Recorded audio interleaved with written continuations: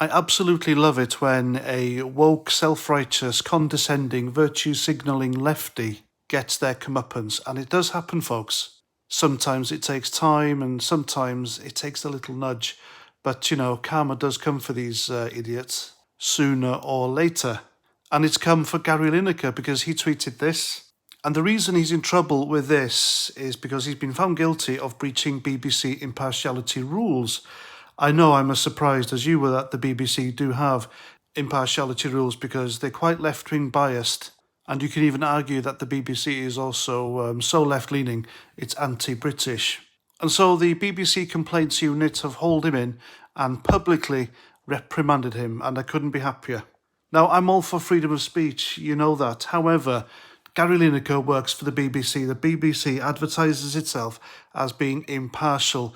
The public are forced to pay the draconian tax system, which is the television license, because if you don't, you get criminally prosecuted.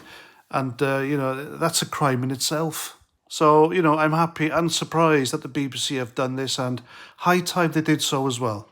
Because he's been getting away with political bias, ill-informed left-wing political bias on his Twitter account for years. Even BBC colleagues, broadcasters, have called him out on it, and yet nothing was done. Now, he's on there to talk about football, and that's it. But if you're being paid by a company that advertises itself as sitting on the fence impartial, and they're paying you really good wages, around £1 million a year, out of money that's been forced out of the people, then, the least the public expect is for you to toe the line. Now, if you don't know how woke and left-wing Gary Lineker is, he is pro-refugee welcome, he is pro-Remain in the EU, very much anti-Brexit.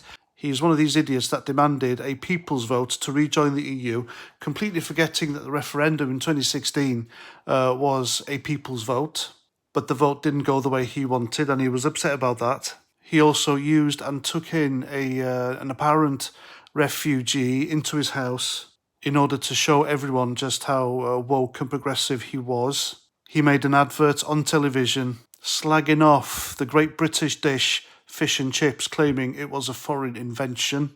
And he also shit on his own country's flag, completely forgetting the fact that he had that country's flag on his football shirt when he played for England.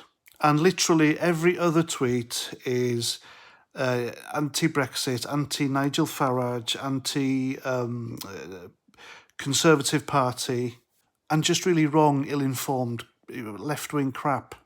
And looking at this tweet, he's clearly one of these fools who thinks that Russia is behind literally everything, and is always going on about Russian collusion, Russian donors, when it's utter claptrap, typical anti-conservative shite.